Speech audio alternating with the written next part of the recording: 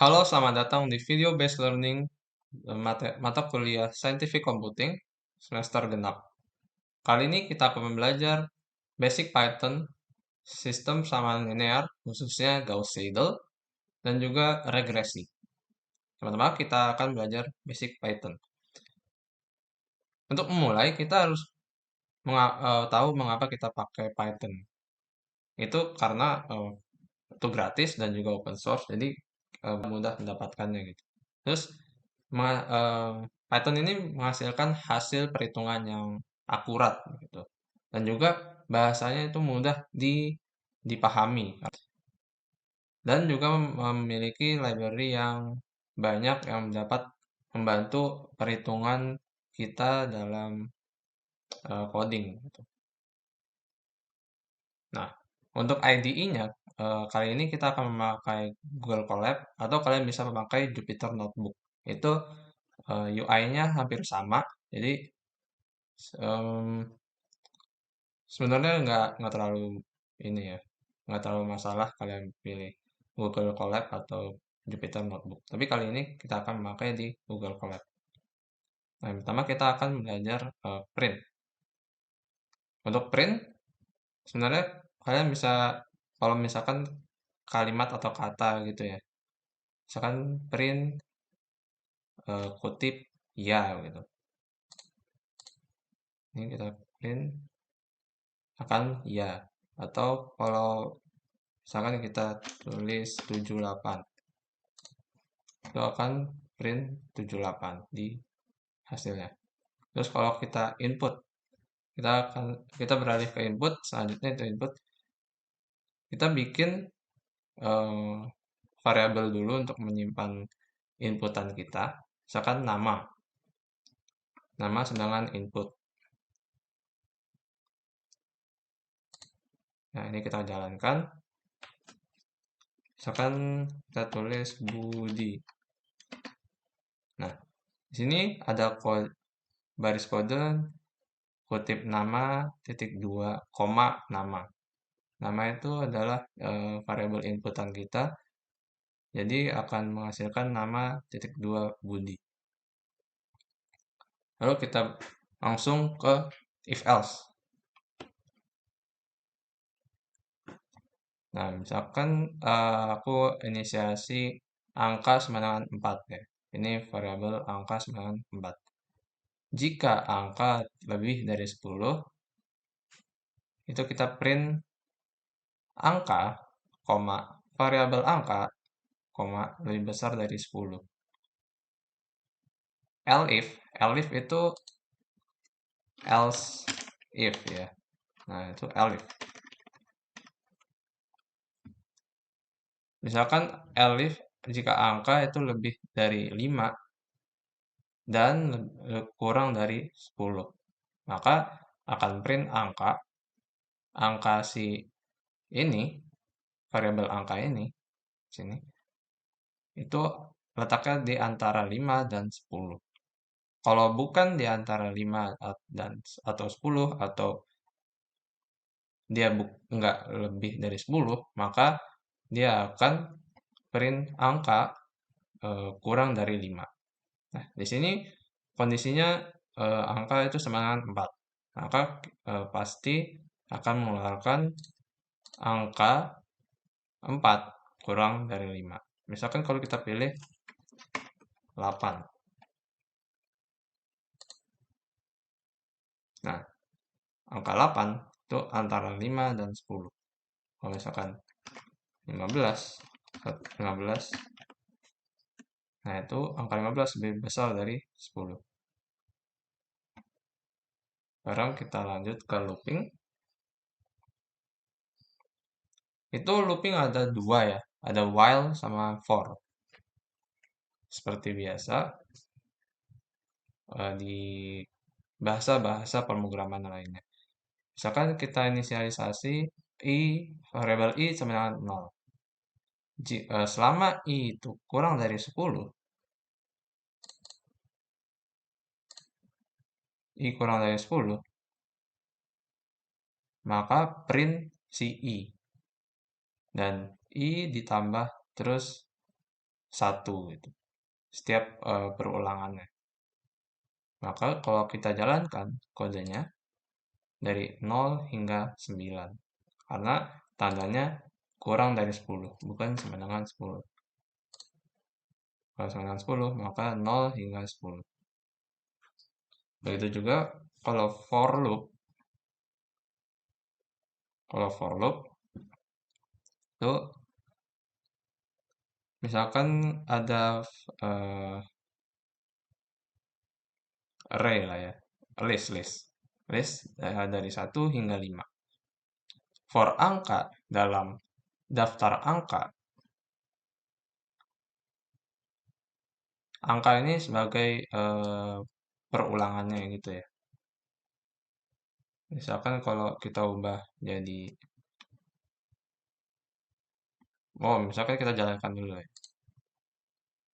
Nah ini 1 sampai 5 yang ada di list ini, di list daftar angka. Eh, Kata angka ini untuk perulangan saja. Misalkan kalau kita ubah ke K, print K. Nah, 1 sampai 5 juga. Nah, di Python kita juga bisa membuat fungsi fungsi kita sendiri gitu. Nah, untuk membuatnya kita ada kata, kita harus diawali dengan def. Def, nama fungsinya apa, parameternya apa. Lalu yang lalu petik eh lalu titik 2, misalkan ini return x plus y. Jadi misalkan kalau sum dalam kurung 10,2, maka dia akan return 12. Karena 10 masuk ke x, 2 masuk ke y. Maka program akan return 10 ditambah 2, hasilnya 12. Sebenarnya ini kalau kita aplikasikan codingan-codingan yang di atas tadi seperti input dan print. Nah, sekarang nih X nih, lagi di X. 9. 9 ditambah 10. Hasil tambah dengan 19. Nah, kita akan beralih ke list, set, dictionary, dan tuple. Ini sangat eh, digunakan ya, diperhatikan dalam scientific computing. Nah, untuk list ini dia berurutan dan dapat diubah, ordered dan changeable. Misalkan ada list 1, 2, 3, 4. Nah, kalau kita print list, maka kita akan ngeprint 1 hingga 4. Kalau kita print list index 2, maka dia akan ngeprint 3. Karena ini indeks 0, 0, 1, 2. Maka akan print 3 untuk indeks 2. Nah, lanjut kita ke set. Nah, ini kalau set itu dia tidak diurutkan dan tidak bisa diubah. Terus di dalamnya itu nggak bisa duplikat, harus unik. Nah, kalau kita bikin set itu beda dengan list, itu pakai kurung siku. Kayak kurung siku yang kayak gini nih ya. Seperti ini.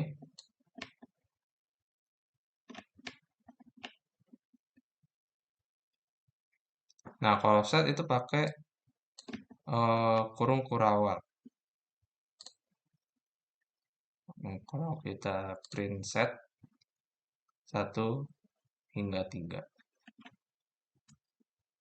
Seperti itu. Terus kita pindah ke dictionary. Nah, dictionary ini masing-masing itu punya key value-nya gitu. dan dapat diubah.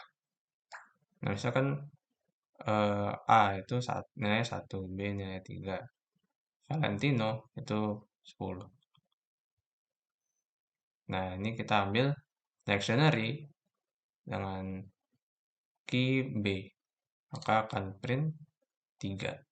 Misalkan kita print dictionary key-nya A, akan print 1.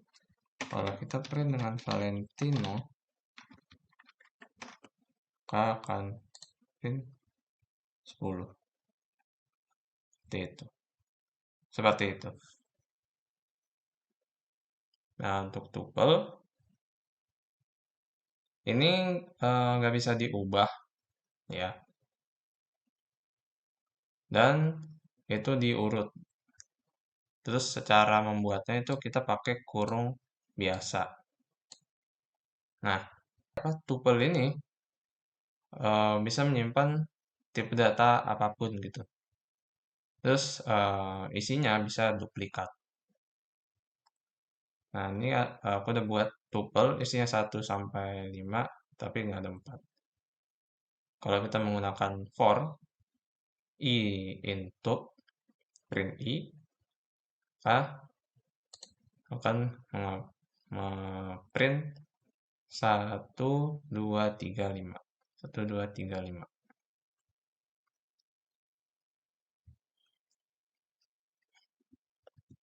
Nah, kalau misalkan kita ubah ini jadi ichi misalkan. Karena ini bisa menggunakan tipe data apapun, maka 1, 2, 3 ichi. Seperti itu. Nah, kita akan lanjut ke NumPy. Ini salah satu library yang berguna sekali dalam scientific computing, dalam mata kuliah ini. Karena fungsi-fungsi yang digunakan ada di dalam NumPy, seperti array di sini. Nah, array itu kita dapat membuatnya dalam berbagai macam dimensi gitu. Kalau misalkan kurung kurawalnya kurung sikunya itu cuma satu nih, cuma satu level gitu, sama kanan kiri. Misalkan ini array 1 ya, satu dimensi. Nah, maka dia akan print 11 11 gitu, kurung sikunya cuma satu. Nah, tapi kalau kita print yang dua dimensi, kan, ini dalam inisiasinya apa atau dalam pembuatan array-nya itu np.array buka kurung. Nah, itu kurung sikunya terus 2 kali. Seperti ini. Nah, kayak di sini. Kalau misalkan kita nah 11 20 21 atas bawah. Ini 2 dimensi. Nah, misalkan kita mau tahu nih shape-nya 2 dimensi. Nah, ini 2 2 2 2 2 2 1 2 1 2. Terus dimensinya nih, dimensi array 2. Nah, ini 2 dimensi nih. Ndim. Kalau misalkan kita array 1 nih. Nah, ini dimensinya 1. Karena tadi kurung sikunya cuma satu levelnya. Tidak ada kurung siku di dalam kurung sikunya gitu. Kalau oh ya tambahin nih. Kalau misalkan array 2 dimensi nih. Nah, itu di dalam kurung siku yang pertama itu ada komanya nih. Pembatas antara kurung siku yang di dalamnya itu.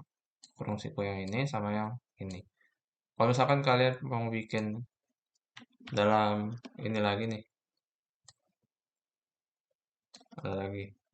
Nah, itu kalian bisa bikin koma lagi gitu. Terus bikin begini lagi nih. Nah, jadi ini bentuknya sekarang itu kalau kita jalanin ya. Oh iya, kita copy aja ya.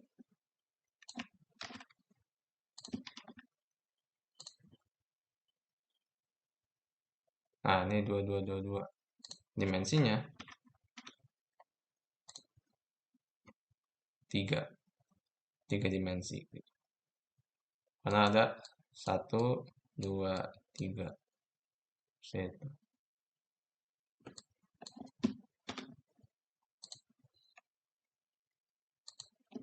Nah, misalkan nih array nih. Array 2, 3, 5, 6. Array 2 dimensi.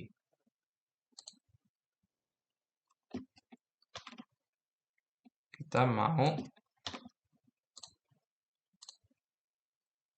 nambahin nih di satunya. Kita print R dulu kali ya. Print R. Nah, biar kelihatan gitu.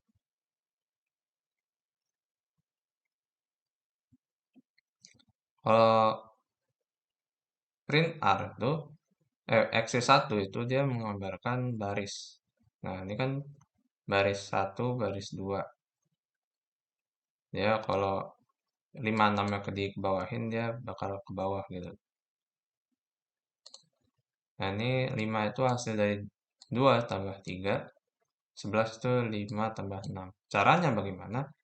NP itu adalah 6 numpy. Di sini nih cara import numpy-nya, import numpy as np. np.sum itu untuk menghitung. Nah, sum of array elements over a given axis.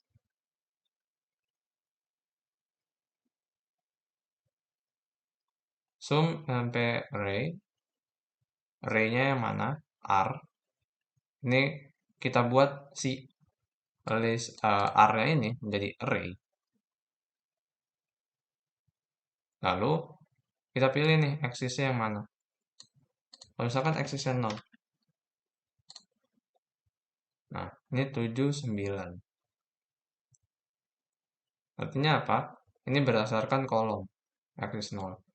2 tambah 5. 3 tambah 6. 7 sama dengan 7 dan 9.